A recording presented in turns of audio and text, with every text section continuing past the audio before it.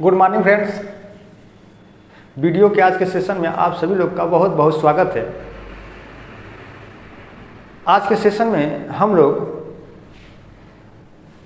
मानव भूगोल के अंतर्गत मानव प्रजाति की शुरुआत करेंगे। मानव प्रजाति के बारे में हम लोग पढ़ेंगे और मानव प्रजाति के बारे में हम लोग समझेंगे। अभी तक हम लोगों ने यानी कि नेक्स्ट क्लास में पिछले क्लास में हम लोगों ने मानव के विकास के चरण को पढ़ा, जिसमें हम लोगों ने होमो हैबिलस, होमो इरेक्टस, निएंडरथल, क्रोमैग्नान और होमो सैपियंस के बारे में हम लोगों ने अच्छी तरीके से पढ़ लिया। जो लोग ये वीडियो न देखे हैं वो लोग चैनल को सब्सक्राइब करें और चैनल के प्लेलिस्ट में जा कर के वहाँ से ये वीडियो देख सकते हैं। तो इसका कुल 3 पार्ट है, पार्ट 1, पार्ट 2 और पार्ट 3। तो तीनों पार्ट में लिखा हुआ है, हालांकि थंबनेल सबका एक ही है लेकिन सबका अलग अलग पार्ट लिखा गया है, पार्ट 1, पार्ट 2, पार्ट 3। तो 3 पार्ट में हम लोगों ने मानव के उद्भव और विकास से लेकर के मानव के विकास के चरण तक को कवर किया। आज अब हम लोग मानव प्रजाति के बारे में पढ़ेंगे कि मानव प्रजाति क्या होती है, human races.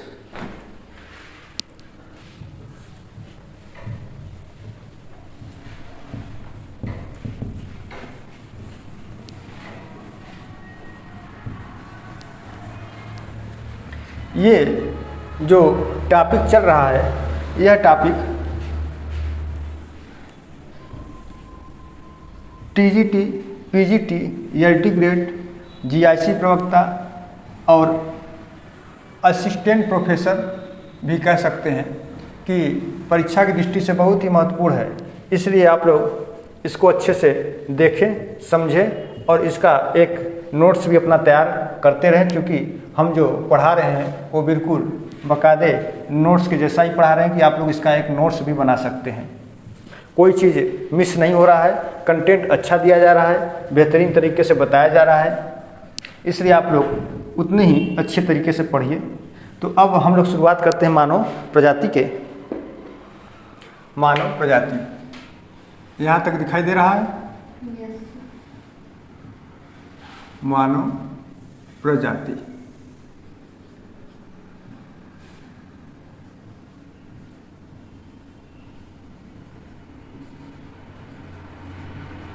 Human races.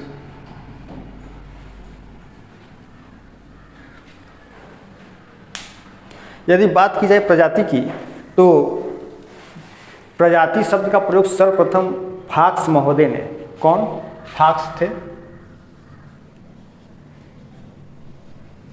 Fox महोदय ने 1570 ईस्वी में किया था। तो प्रजाति शब्द का प्रयोग सर्वप्रथम फॉक्स महोदय ने 1570 ईस्वी में किया था। प्रजाति शब्द अंग्रेजी के रेसेस शब्द का हिंदी रूपांतरण है। और रेस शब्द की जो उत्पत्ति हुई है, इस रेस शब्द की उत्पत्ति इटालियन भाषा के रज्जा शब्द से मानी जाती है। ठीक है ना। तो इटालियन भाषा के रज्जा शब्द से मानी जाती है। तो यदि बात किया जाए प्रजाति का अर्थ, प्रजाति का अर्थ एवं परिभाषा।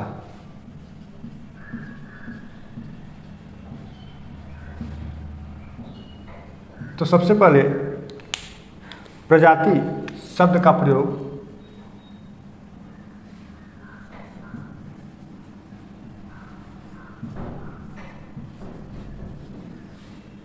प्रजाति शब्द का प्रयोग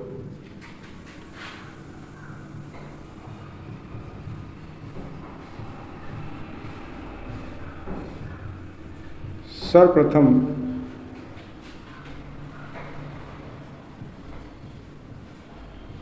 फॉक्स ने 1570 ईस्वी में अपनी पुस्तक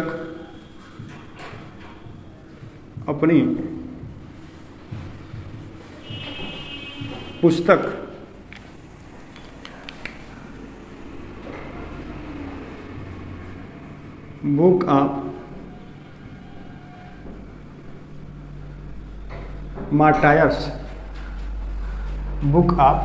मार्टायर्स, यहाँ पे मैं हिंदी में लिख दे रहा हूँ, बुक ऑफ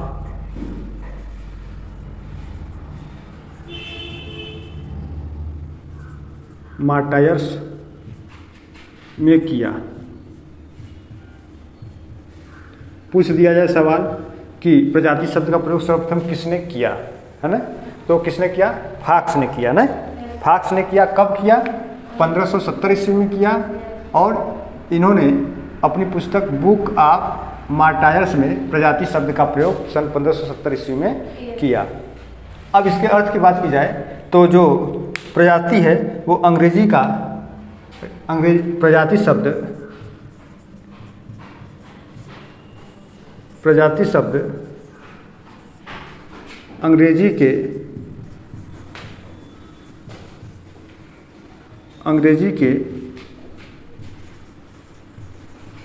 रेसेस का हिंदी रूपांतरण है।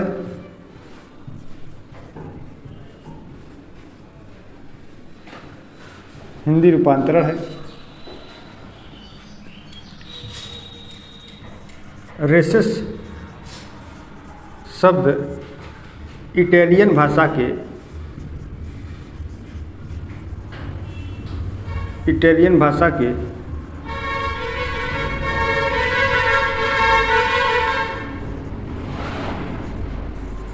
राज्जा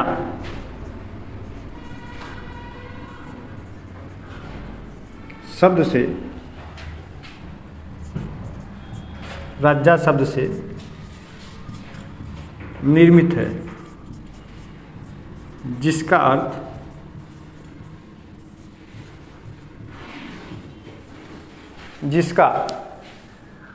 अर्थ परिवार, वंशानुक्रम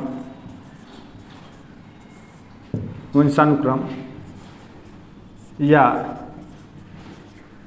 नस्ल है। तो ये प्रजाति का अर्थ रहा। क्या अर्थ है कि प्रजाति शब्द अंग्रेजी के रेस का हिंदी रूपांतरण है।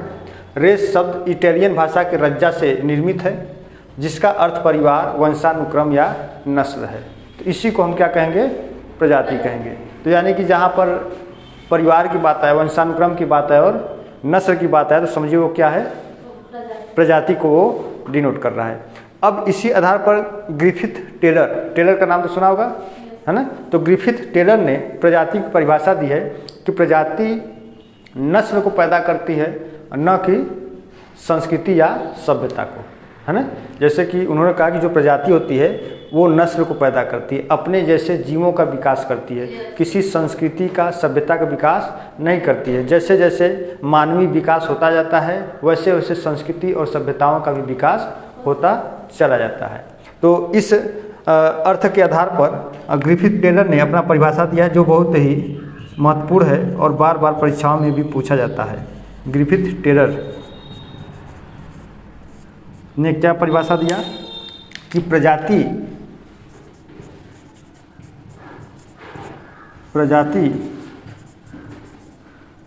नस्ल को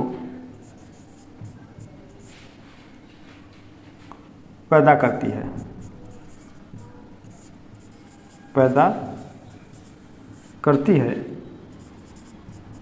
न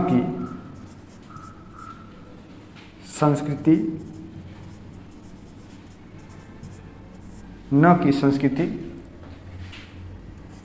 अथवा सभ्यता को।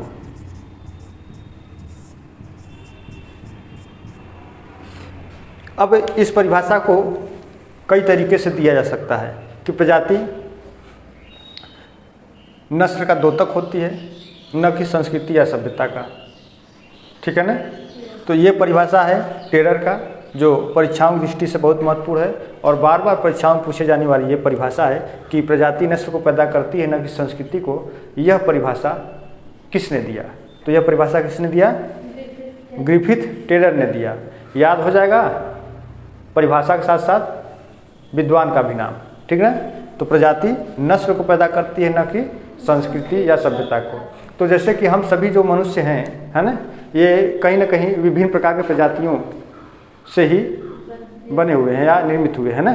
तो कई प्रकार की प्रजातियां हैं, ठीक है ना। अभी आगे चल करके उन प्रजातियों के बारे में बताया जाएगा कि कौन कौन सी प्रजाति है, ठीक है। जैसे निग्रिटो प्रजाति है, विश्व की सबसे प्राचीनतम प्रजातियों में से एक मानी जाने वाली प्रजाति निग्रिटो है और सभी मानव शास्त्रियों का ऐसा मानना है कि जो निग्रिटो प्रजाति है यह विश्व की सबसे पहली प्रजाति है। फिर उसी निग्रिटो से ही निग्रो निर्मित हुए, ठीक है। फिर उसी निग्रो से आगे चल करके अनेक प्रजातियों में धीरे धीरे विभाजन होना शुरू हुआ। तो जैसे निग्रिटो था, निग्रो, फिर उसके बाद भूमध्य सागरी हुआ, ठीक। फिर उसके बाद जो है कि आपका भूमध्य सागरी के बाद आपका आ जाएगा ऑस्ट्रेलाइड, फिर अल्पाइन, फिर उसके बाद आ जाएगा आपका मंगोलाइड। तो ये टेलर के अनुसार है। अब देखिए एक परिभाषा ब्लांस ने दिया,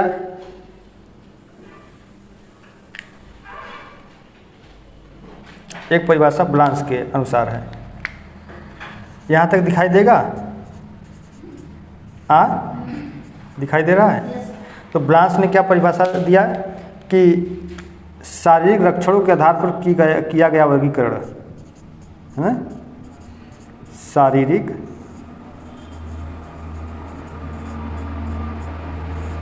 लक्षणों के आधार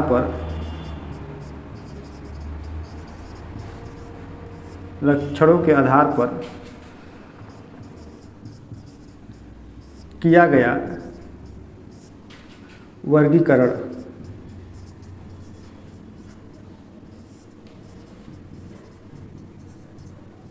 प्रजाति कहलाता है, ठीक है ना। तो मानव शरीर की शारीरिक लक्षणों के आधार पर किया गया वर्गीकरण मानव प्रजाति कहलाता है, ठीक है। ये चीज़ है। तो ये दो परिभाषाएं हो गई ग्रिफिथ टेलर की, प्रजाति नस्ल को पैदा करती है न कि संस्कृति या अथवा सभ्यता को। ब्रांच ने कहा कि शारीरिक लक्षणों के आधार पर किया गया वर्गीकरण मानव प्रजाति कहलाता है ना। तो अब देखिए जो प्रजातियों का वर्गीकरण किया गया है ना, जो प्रजातियों का वर्गीकरण किया गया है, जब समझाया जाता है तो लिखती क्यों हो? अच्छा, कान से सुन रही हो, आँख से? आँख नहीं, आँख का रोल नहीं होता है समझने में कोई किसी चीज़ को। हाँ, डंडा कहाँ गया जी यहाँ का? डंडा कहाँ है? फेंक दी हो? झाड़ू दिख रही हो ना? अच्छा, उसको भी फेंक दोगी। चलिए अब देखिए शारीरिक लक्षणों के आधार पर किया गया वर्गीकरण क्या कहलाता है? प्रजाति कहलाता है। तो अब देखिए कि शारीरिक लक्षणों के आधार पर हम प्रजातियों की पहचान कर सकते हैं, है ना। कि किसी का कद छोटा है, किसी का कद मतलब मालूम है ना क्या? लंबाई, ठीक है। जैसे तुहार लंबाई ना, किसी का कद छोटा है, किसी का कद औसत है, किसी का कद औसत से अधिक है ना।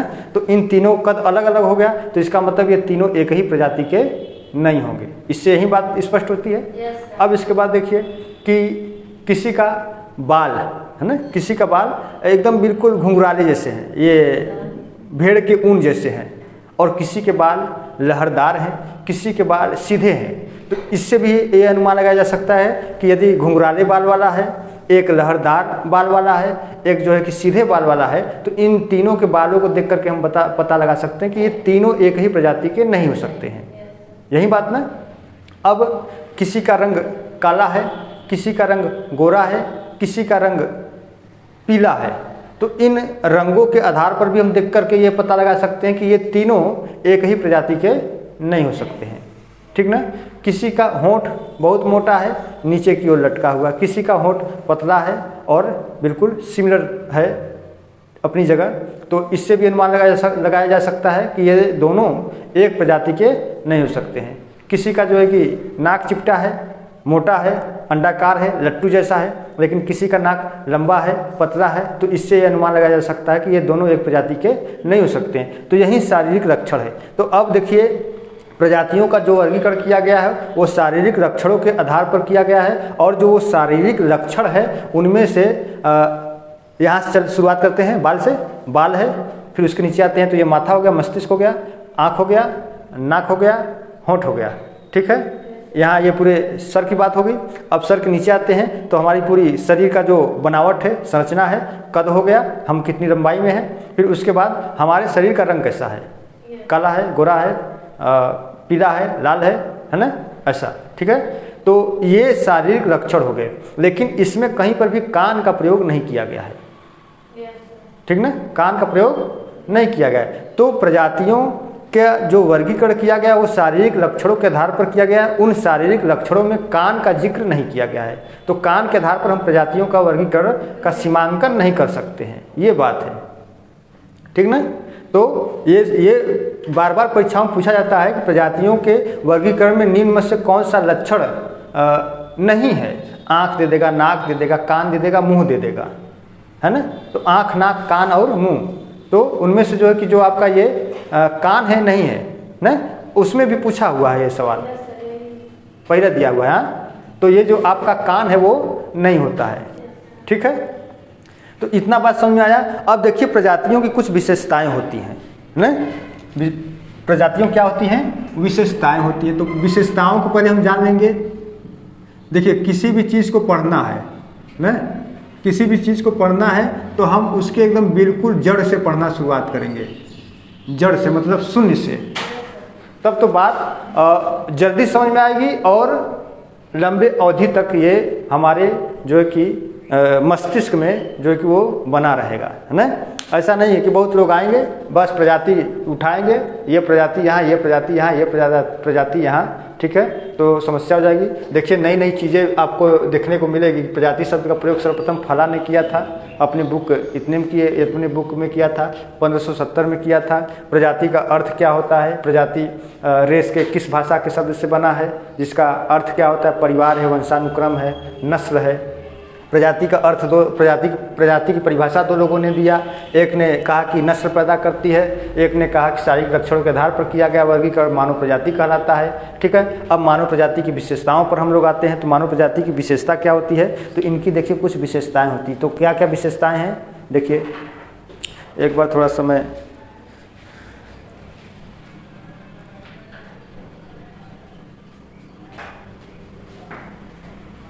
ऊपर वाला सही से दिखाई नहीं दे रहा है क्या,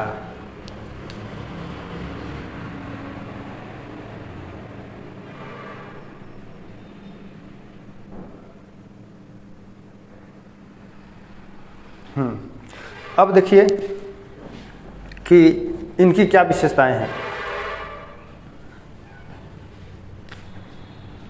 तो इसकी जो पहली परिभाषा विशेषता शक्ति है कि प्रजाति एक जैविकी अवधारणा है। उसमें दिखाई दे रहा है बस यहीं तक, उसके आगे नहीं दिखाई दे रहा है। ये अवधारणा दिख रहा है कि नहीं, प्रजाति, हाँ प्रजाति एक जैविकी अवधारणा है।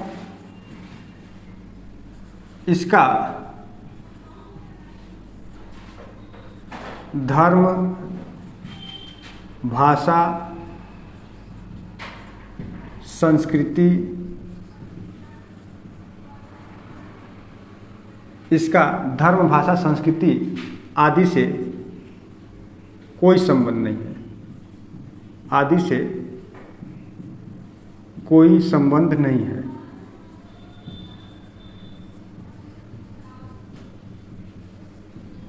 ठीक है ना। तो प्रजाति एक जैविकी अवधारणा है, इसका धर्म, भाषा, संस्कृति, जाति भी कह सकते हैं, से कोई संबंध नहीं है ना। जैसे कि हिंदू धर्म है, मुस्लिम धर्म है, फला फला है, तो इसमें जो प्रजाति होते हैं इनका इससे कोई संबंध नहीं होता है। ठीक ना। अब देखा जाए तो जैसे हम हैं, ठीक है, जैसे हम लोग हैं और एक तरफ जैसे कि मुस्लिम हो गए, ठीक है ना। क्या उन लोग के शारीरिक संरचना और हम लोग के शारीरिक संरचना में कोई अंतर होता है क्या? ऐसा तो है नहीं कि उनके बाल बहुत घुंघराले होते हैं, ऐसे होते हैं वैसे होते हैं। तो कह सकते हैं कि एक ही प्रजाति के, भले इनका धर्म अलग हो गया हो, है ना, तो वो तो अलग बातें हैं, ठीक ना।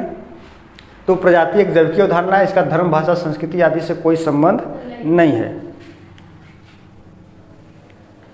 अब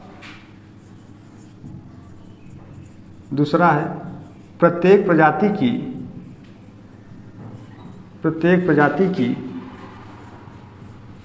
अपनी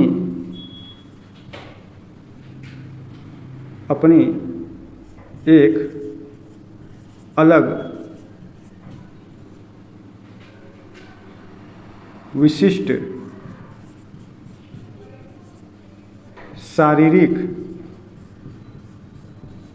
शारीरिक विशेषता होती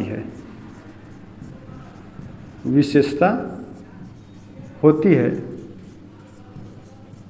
जिसके आधार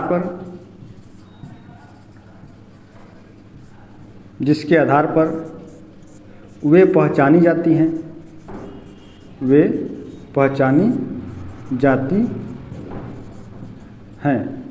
अब जैसे उदाहरण के रूप में ले लीजिए, आप ले लेते हैं निग्रिटो को।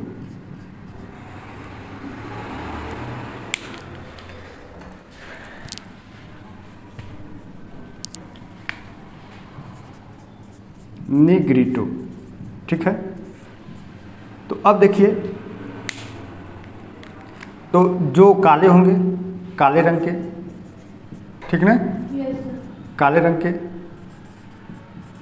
बाल घुंघराले, तो काले रंग के होंगे, बाल घुंघराले होंगे, होंठ मोटी होगी, है ना, ठीक है, इनका कद छोटा होगा, तो समझिए कि ये निग्रिटो प्रजाति के हैं, ठीक। अब दूसरी हम लोग उदाहरण ले लेते हैं और इसी में दूसरा हम चीज़ ऐड करते हैं, जैसे कि एक कोई व्यक्ति है, वह श्वेत रंग का है या गोरे रंग का है, ठीक है ना, श्वेत रंग का है या गोरे रंग का है, लेकिन और उसका जो बाल है बाल सीधा या लहरदार है। कैसा है? सीधा या लहरदार है। तो अब देखिए, तो एक तरफ एक काला रंग है, बाल घुंघराला है, दूसरा व्यक्ति गोरे रंग का है, बाल सीधा है, लहरदार है, ठीक ना।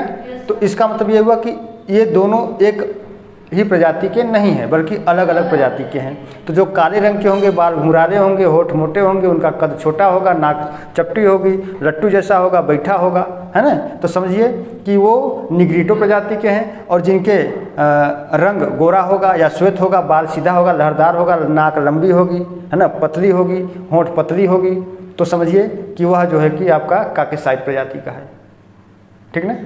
तो ये देखिए, दोनों में अंतर है कि नहीं। इस एक तरफ एक व्यक्ति का रंग काला है, बाल घुंघराला है, एक व्यक्ति का रंग गोरा है, बाल सीधा है, लहरदार है, तो दोनों में अंतर है। तो इसका मतलब ये हुआ कि ये दोनों एक ही प्रजाति के नहीं बल्कि अलग अलग प्रजाति के हैं। तो यही बात यहाँ लिखा गया है कि प्रत्येक प्रजाति की अपनी एक अलग विशिष्ट शारीरिक विशेषता होती है, जिसके आधार पर वे पहचानी जाती हैं, ठीक ना। इतना बात समझ में आया? क्यों बात समझ आ रहा है कि नहीं प्रजाति को लेकर के? अभी तो खाली नाम सुने थे, हाँ प्रजाति होता है, कहो कि ये प्रजाति है, वो प्रजाति है, लेकिन अब यहाँ पर आप लोग पहचान लेंगे, व्यक्ति को देख करके पहचानेंगे, अरे ये तो फला प्रजाति का है, ऐसे ही पहचान लेंगे। और ये कहाँ मिलेंगे आपको? बड़े बड़े उच्च शिक्षा संस्थानों में चले जाइए, जैसे काशी हिंदू विश्वविद्यालय में चले जाइए, तो यहाँ पर कुछ न कुछ ऐसे मिलेंगे जिनके बाल एकदम बिल्कुल ऐसे ये यूं यूं यूं यूं आकार के होते हैं, एकदम गोला गोला गोला गोला, एकदम बिल्कुल ऐसे रहता है, और छोटा छोटा रहता है, एक यूं यूं करके बाल होता है, लेकिन उनका बाल लहरदार लंबा होता है। क्रिस गेल को देखिए कि नहीं? क्रिस गेल क्रिकेटर को देखिए कि नहीं? नहीं देखिए? हाँ, अरे क्रिकेट देखा करो सर, देखते तो नाम नहीं। अच्छा, तो नाम तब मतलब क्या निकला? मतलब क्या निकलेगा? हम तुम लोग को ऐसे देखते नहीं, तुम लोग का नाम न पता, तो हमको मतलब क्या निकला? पहचान कैसे होगी कि ये फला है, तुम फली हो? हाँ, तब तो एक का बाल घुंघराला होगा, यूं यूं यूं यूं करके होगा, लेकिन उसका बाल थोड़ा सा लंबा होगा, तो वो उसी प्रजाति का होगा, लेकिन उसमें कहीं ना कहीं जो है कुछ शारीरिक लक्षणों के आधार पर उनमें कुछ विषमताएं आ गई होंगी, ठीक। एक होगा एकदम बिल्कुल छोटा छोटा बाल रहेगा, यूं यूं करके होगा एकदम बिल्कुल, है ना, कितनों छील दो के वो सही रही। मतलब कहे का मतलब कि कुत्ता का दुम सीधा नहीं हो सकता है ना। अच्छा सीधा हो जाता है, वो कैसे, क्यों सीधा होता है? वाह भाई वाह। अब देखिए मानव प्रजातियों का वर्गीकरण। अब यहाँ से हम लोग वर्गीकरण को पढ़ेंगे, ठीक है। इसको मैं मिटा दूँ? नोट कर लियो तुम लोग, झूठा बोल रही हो, दिखाओ। अच्छा दिखा रही है, ठीक। और जो लोग वीडियो देख रहे हैं वो लोग यदि नोट कर लिए हैं तो ठीक है, अन्यथा इसका आप लोग स्क्रीनशॉट ले सकते हैं। स्क्रीनशॉट होता है कि नहीं? क्यों जी, तुम लोग स्क्रीनशॉट लेती हो जाता है कि नहीं? स्क्रीनशॉट हो जाता है ना। क्योंकि अभी हम नए नए हैं, इतना नहीं जानते हैं कि स्क्रीनशॉट होगा कि नहीं होगा। चलिए ठीक। अब उसके बाद है मानव प्रजातियों का वर्गीकरण। अब बताओ प्रजाति शब्द का प्रयोग सर्वप्रथम किसने किया? बोलो। फाक्स ने किया। कब किया? 1570 ईस्वी में। किताब का नाम बता सकती हो? बिना देखे बताना। अच्छा, बुक ऑफ मार्टायर्स, मार्टायर्स। और ये प्रजाति शब्द का अंग्रेजी क्या होता है? अरे रॉक्स की रेसेस। हाँ रेसेस लिखा है, क्या लिखा है वो? रेसेस, है ना। तो प्रजाति शब्द का अंग्रेजी क्या होता है? रेसेस होता है। और यह रेसेस किस भाषा के शब्द से बना हुआ है? इटालियन भाषा के। किस भाषा के? इटालियन भाषा के। इटालियन भाषा से बना है। इटालियन भाषा के रज्जा शब्द से बना है। किस भाषा से? इटालियन भाषा के रज्जा शब्द से रेसेस शब्द बना हुआ है, जिसका अर्थ होता है नस्ल, परिवार या वंश। क्या होता है? वंश, ठीक है। अब ये इसी जगह जो याद करना है बस यही सब याद कर लो, ठीक है। अब प्रजाति नस्ल को पैदा करती है, न कि संस्कृति को। किसने कहा? ग्रिफिथ टेलर ने। शारीरिक लक्षणों के आधार पर किया गया वर्गीकरण मानव प्रजाति कहलाती है। किसने कहा? ब्लांच ने कहा। मानव प्रजातियों की कुछ विशेषताएं होती हैं, याद है? मानव प्रजाति, मानव प्रजातियों का, मानव प्रजाति का वर्गीकरण, मानव प्रजाति का वर्गीकरण। अब देखिए, अब इस वर्गीकरण में बात करेंगे। तो मानव प्रजाति शब्द का प्रयोग सर्वप्रथम किसने किया? फाक्स ने। लेकिन यहाँ पर अब बात करेंगे हम लोग मानव प्रजाति के वर्गीकरण की। तो मानव प्रजाति के वर्गीकरण का जो मुख्य आधार है वो उनका बाह्य शारीरिक लक्षण है। अभी जैसा कि मैंने अभी कुछ देर पहले बताया कि मानव प्रजातियों का वर्गीकरण उनके शारीरिक लक्षणों के आधार पर किया गया है। अब उन शारीरिक लक्षणों में मैंने बता दिया कि बाल हैं, आँख है, नाक है, मुंह है, ये हमारा सिर का अगला भाग चिपटा होना, गोला होना, लंबा कार्य, पूरा मुखौटा हो गया, ठीक है। हमारा कद हो गया, शरीर का रंग हो गया, ठीक है। ये क्या है? मानव प्रजातियों के वर्गीकरण का यही मुख्य आधार है। इसमें कान को नहीं रखा गया है ना, कान को नहीं, सबका कान एक जैसा ही होगा। सभी प्रजातियों कान लगभग एक जैसे ही होंगे। ऐसा नहीं किसी का कान ऐसे होगा, किसी कान ऐसे होगा, ऐसा कुछ नहीं। सबका कान एक जैसा ही होगा। कोई काला है तो काले रंग का होगा, जो गोरा है तो गोरे रंग का होगा, ठीक ना। तो सबकी ये जो कान है, कड़पल्लों पेशियाँ लगभग एक समान ही होंगी, इसलिए कान को नहीं रखा गया है। अब बात करते हैं तो सर्वप्रथम फ्रांसीसी यात्री बर्नियर ने सन 1684 ईस्वी में प्रजातियों का वर्गीकरण किया था। एक तरफ प्रजाति शब्द का प्रयोग किसने किया? फाक्स ने। दूसरी तरफ प्रजाति का वर्गीकरण सर्वप्रथम किसने किया? तो फ्रांसीसी यात्री वर्नियर ने। किसने किया? वर्नियर ने, बर्नियर ने, ठीक ना। तो अब बात करते हैं कि सर्वप्रथम मानव प्रजाति का वर्गीकरण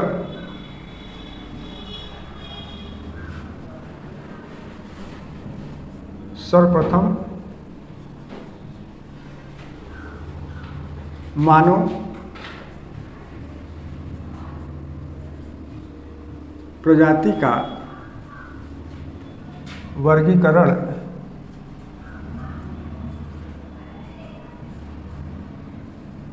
फ्रांसीसी यात्री, ये यात्री था न, जैसे कोलंबस थे, वास्को डी गामा थे, निकोलस था न, ऐसे ही। तो सर्वप्रथम मानव प्रजाति का वर्गीकरण फ्रांसीसी यात्री, कौन यात्री? फ्रांसीसी यात्री बर्नियर ने। कौन? हाँ, ये नाम मैं ऐसे लिख दे रहा हूँ, ये बर्नियर ने सन 1684 ये 48 है, 1684 में किया।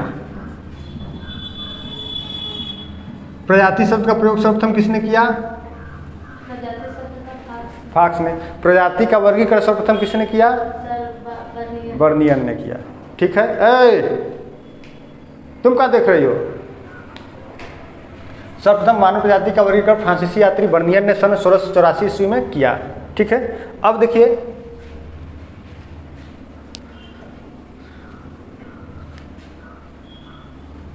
मानव प्रजातियों या मानव प्रजाति के वर्गीकरण का मुख्य आधार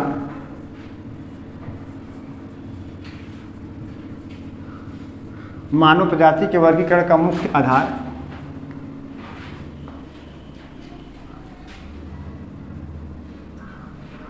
उनके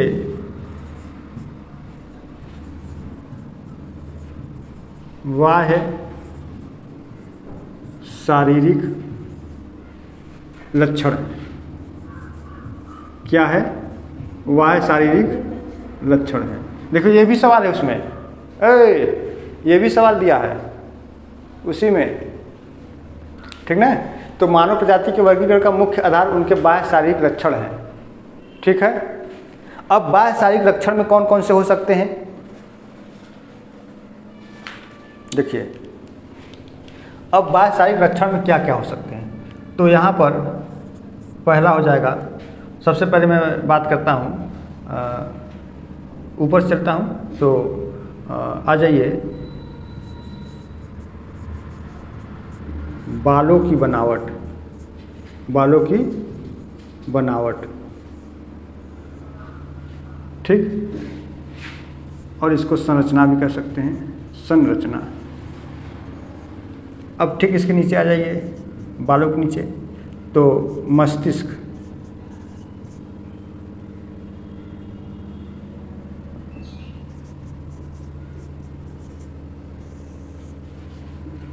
मस्तिष्क,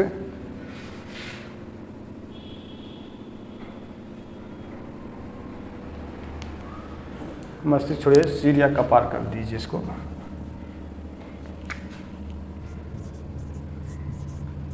सिर या कपाल सूचकांक। ठीक है। बालों की बनावट हो गया, सिर या कपाल सूचकांक हो गया। फिर उसके बाद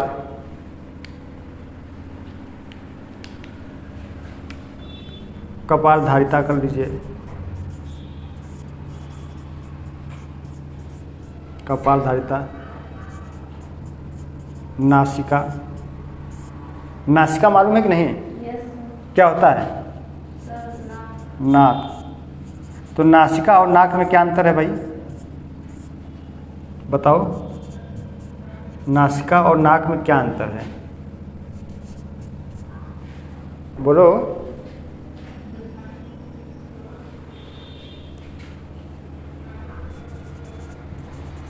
बोलो। नहीं पता? अरे ऐसे कैसे? यहाँ तक दिखाई दे रहा है कि नहीं?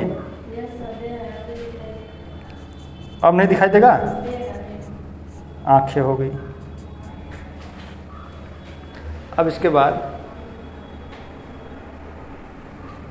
रंग हो गया। अब दिखाई देगा?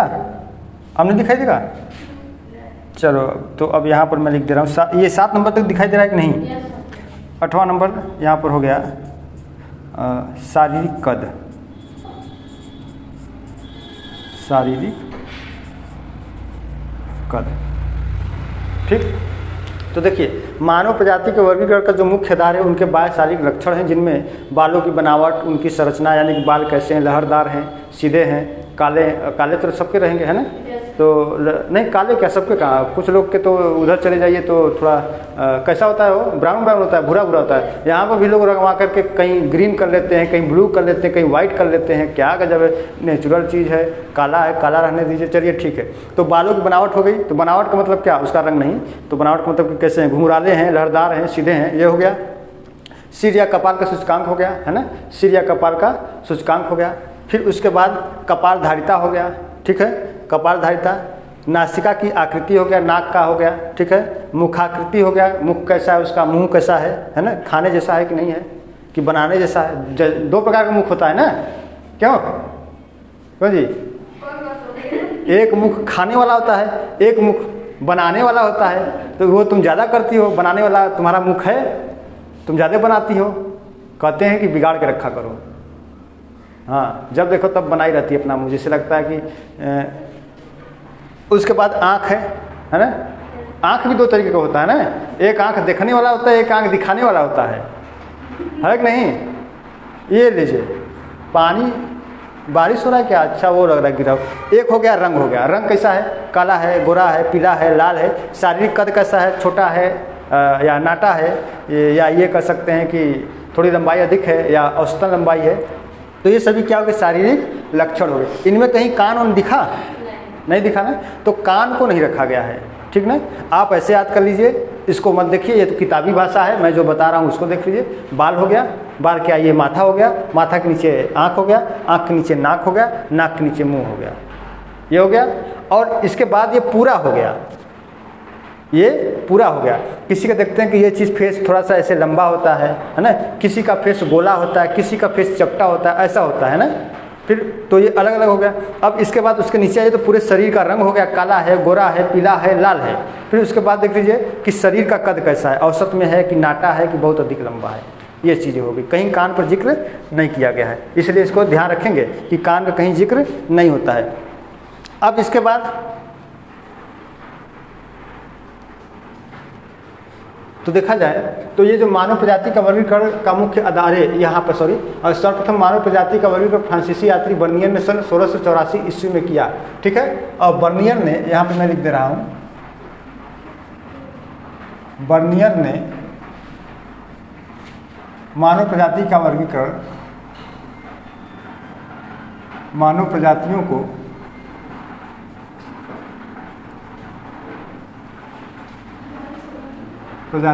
नहीं, बारिश नहीं हो रहा है, वो पानी गिर रहा होगा। बर्नियर ने मानव प्रजातियों को 5 भागों में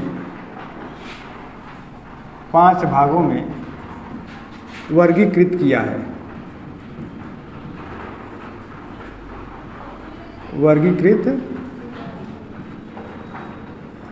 है, ठीक ना। तो बर्नियर ने मानव प्रजातियों को 5 भागों में वर्गीकृत किया है। कौन कौन से वो भाग हैं देखिए, तो पहला हो गया अफ्रीकी प्रजाति, दूसरा हो गया आपका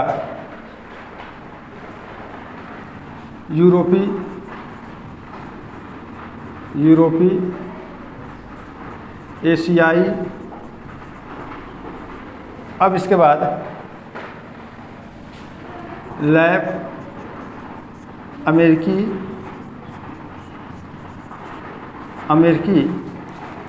प्लस दक्षिण अफ्रीकी, ठीक है। तो ये तीसरा हो गया, चौथा, पांचवा। तो अफ्रीकी प्रजाति, यूरोपीय प्रजाति, एशियाई प्रजाति, लैब प्रजाति, अमेरिकी और दक्षिणी अफ्रीकी प्रजाति। अब देखिए अफ्रीकी में जो होंगे, अफ्रीकी वाले जो होंगे, इसकी पहचान क्या है कि काला रंग होगा। कैसा होगा? काला रंग होगा। जो यूरोपीय होंगे इनका रंग श्वेत होगा। कैसा होगा? श्वेत होगा या गोरा होगा, श्वेत या गोरे होंगे, ठीक ना। अब ये कहाँ कहाँ पाए जाएंगे? देखिए मिस्र में पाए जाएंगे, मिस्र में, भारत में, एशिया भी ले सकते हैं। मिस्र, भारत और एशिया हो गया यूरोपीय प्रजाति। अब इसके बाद देखिए जो एशियाई होंगे, इनका भी रंग कैसा होगा, रंग कैसा होगा, गोरा ही होगा ना। एशियाई लोगों का भी रंग कैसा होगा, गोरा ही होगा, ठीक ना। तो अंकिता देखा, अपने आप को मत समझे कि हम एशिया के लोग हूँ। हाँ हाँ, ऐसा न हो कि यहाँ पढ़ाया जाता है जो है कि प्रजाति रंगों के आधार पर काला है, गोरा है, पीला है, लाल है, तो अपने आप को मत समझिए कि हम अफ्रीका से तो नहीं आयल। हाँ, अब देखिए कहाँ, तो ये कहाँ है, अफ्रीका में इस समय। अरे पगली, एशिया में ना हो जी तुम। देखा, एहू को बुद्धि भ्रष्ट है एकदम। वाह भाई वाह, कहीं एशिया में चले जाएंगे तो गजब गजब हाल है। वो एक अफ्रीका में भेज देता है, ये ढेर बतियावत है। एशियाई का जो होगा वो रंग गोरा होगा। देखिए, रंग गोरा का मतलब ये नहीं है कि एकदम एलईडी जैसा कि बस कमरे में रख दीजिए तो बत्ती की जरूरत न पड़े, ऐसा गोरा नहीं। कहने में जैसे हम लोग हैं उसी में अंकिता भी है, ऐसा थोड़ी है। तो एशियाई लोगों का जो रंग होगा वो गोरा होगा, चेहरा सपाट होगा न, सपाट चेहरा होगा, सपाट चेहरा, नाक लंबी होगी। अरे सपाटा लिखा है जी, मैं बोल तो रहा हूँ, कम से कम सुनाई तो दे रहा है कि सपाट मैं कह रहा हूँ ना। सपाट चेहरा होगा, नाक लंबी होगी, ठीक है ना। अब उसके बाद देखिए जो लैप है, तो लैप प्रजाति, इनका जो कद होगा ना छोटा होगा। लैप्स ये ध्रुवीय क्षेत्रों में, पर्वतीय क्षेत्रों में पाए जाने वाले हैं। अब देखिए, जहाँ जहाँ पे जितने भी पर्वतीय क्षेत्रों में पाए जाने वाले लोग होंगे उनका कद छोटा होता है, उनका पैर छोटा होता है। क्यों होता है? क्योंकि नेचर ने उसको ऐसा बनाया है। क्यों बनाया है? क्या क्योंकि वो लोग जिस जलवायु में रहते हैं उस जलवायु को एडाप्ट कर सकें, ठीक है ना। तो छोटे पैर वाले पहाड़ों पर बहुत तेज़ी से चढ़ते हैं, अब बड़े पैर वाले पहाड़ों पर तेज़ी से नहीं चढ़ पाते हैं, ठीक ना। उसके पीछे भी विज्ञान काम करता है। और विज्ञान क्या काम करता है? एक गुरुत्व केंद्र होता है ना। तो जितना अधिक ऊंचा रहेगा कोई भी चीज़, उसका गुरुत्व केंद्र उतना ही ऊपर रहेगा और उसके गिरने की जो चांसेस है वो अधिक बढ़ जाती है। जो चीज़ धरातल से जितना नीचे होगा उसका गुरुत्व केंद्र उतना ही कम होता है और उसके गिरने की चांसेस कम रहती है ना। जैसे मान लेते हैं कि कोई इतना ऊंचा कोई चीज़ रख दीजिए, उसको गिराने की कोशिश करिए, नहीं गिरेगा। कोई इतना बड़ा ऊंचा रख दीजिए, ऐसे मान लीजिए गिर जाएगा परसेंट, है ना। तो वही चीज़ होता है। तो इनका छोटा कद होता है, इनकी छोटी छोटी पैरें होती है ताकि ये पहाड़ों पर चढ़ सके। अब इसके बाद देखिए जो है, ठीक है ना, अमेरिकी प्लस दक्षिण अफ्रीकी ये निग्रीटो को छोड़कर होते हैं। किसको छोड़कर? निग्रीटो को छोड़कर होते हैं, निग्रीटो को छोड़कर। तो अब निग्रीटो को छोड़ करके बाकी ये सभी यहाँ पे सब मिक्स पाए जाते हैं। अमेरिका में, दक्षिण अफ्रीका में, हमारे यहाँ भी कुछ मिक्स पाए जाते हैं, है ना। लेकिन कहीं कहीं पर बहुत प्योर पाए जाते हैं, एकदम बिल्कुल प्योर। जैसे यूरोपीय महाद्वीप पे जितने भी देश हैं उसमें काकेसाइड प्रजाति बहुलता रूप से पाई जाती है, तो प्योर तरीके से पाई जाती है। अन्य महाद्वीपों में जो है कहीं कहीं पर जो है कि मुख्य रूप से प्रजातियाँ पाई जाती हैं, तो कहीं कहीं पर मिक्स रूप में पाई जाती है। हम लोग के यहाँ मिक्स है। अमेरिका में, दक्षिण अफ्रीका में ये बहुत मिक्स है। ऑस्ट्रेलिया में चले जाइए वहाँ पर भी बहुत मिक्स है। न्यूजीलैंड में चले जाइए वहाँ पर भी क्या है, मिक्स तरीके के ही है। लेकिन जहाँ जहाँ पे उपनिवेशवाद हुआ है या उपनिवेश रहे या फिर जहाँ जहाँ पे ब्रिटिश लोगों का शासन रहा हुआ है, तो वहाँ वहाँ पर काकेसाइड प्रजाति फैल चुकी है। जैसे अमेरिका में चले जाइए तो अमेरिका में खासकर संयुक्त राज्य अमेरिका का जो उत्तरी पूर्वी अटलांटिक तट है, जिसको आप न्यू इंग्लैंड औद्योगिक प्रदेश के नाम से जानते हैं, तो वहाँ के जितने भी लोग होंगे सभी काकेसाइड प्रजाति के हैं। क्यों हैं? क्योंकि बहुत पहले ब्रिटिश के लोग वहाँ पर गए थे, उसको भी उपनिवेश बनाए थे, गुलाम बनाए थे और वहाँ पे उद्योग स्थापित किए और धीरे धीरे वहीं पर रह गए, इसलिए वहाँ पे काकेसाइड प्रजाति पाई जाती है। जबकि उसके थोड़ा सा और अंदर चले जाइए या अप्रेशियन के आसपास चले जाइए तो वहाँ पर जो है कि कुछ और प्रजाति पाई जाएंगी, ठीक है ना। तो ये अमेरिकी प्लस अफ्रीकी में निग्रीटो को छोड़कर है। निग्रीटो को छोड़कर इसलिए हैं क्योंकि यहाँ पर कोई काले रंग का नहीं है। और देखिए हमारे यहाँ तो जाति धर्मों को लेकर के बहुत बड़ा विवाद होता है, लेकिन यहाँ पर जाति धर्म को लेकर कोई विवाद नहीं होता। यहाँ पे काले और गोरे रंग का विवाद है, यानी कि प्रजातियों का विवाद है। यहाँ पे जातियों का, धर्मों का कोई विवाद नहीं है। काला रंग है, गोरा रंग है, उसको लेकर के यहाँ पर जो विकसित देश हैं वहाँ पर जो है कि ये विवाद होते हैं काले और गोरे को लेकर के, ठीक ना। अब इसके बाद देखिए है अब इसके बाद हम लोग जो वर्गीकरण पढ़ेंगे विभिन्न लोगों के आधार पर पढ़ेंगे, है ना। अभी तो ये तो वर्गीकरण था मानव प्रजातियों का वर्गीकरण। अब इसके बाद देखिए जैसे कार्ल लिनियस का वर्गीकरण होगा, ब्लूमैन का वर्गीकरण होगा, कुवियर का वर्गीकरण होगा, है ना। उसमें कुवियर भी दिया हुआ है, तो दिया हुआ है कि कुवियर ने रंगों के आधार पर कितना वर्गीकरण किया है। तो 3 प्रकार का वर्गीकरण किया है ना, 3 प्रकार का, जिसमें निग्रिटो, काकेसाइड और मंगोलाइड ना। निग्रिटो काले रंग का, काकेसाइड श्वेत रंग का, मंगोलाइड पीले रंग का ना। रंग तो याद हो जाएगा ना, मंगोलाइड पीला रंग, काकेसाइड श्वेत रंग और निग्रिटो काले रंग का, ठीक है ना। तो कुवियर ने 3 तरीके से किया। फिर हक्सले और हेडर का आएगा, तो हक्सले और हेडर ने बालों की बनावट के आधार पर किया। किसी के बाल घुंघराले, किसी के बाल लहरदार, किसी के बाल सीधे होंगे, इसके आधार पर किया उन्होंने। अब उसके बाद आएगा एक टेलर आएंगे, टेलर महोदय आएंगे, तो टेलर का फिर पढ़ाया जाएगा